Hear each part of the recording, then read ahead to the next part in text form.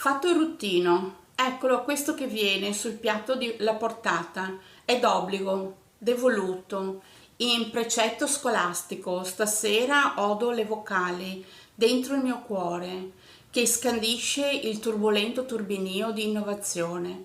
Novità, esso è nella corrispondenza del colto, che abbia ciò per cui io mi sento o che egli sia un evangelico corpo che incide la sperata cospicua paga?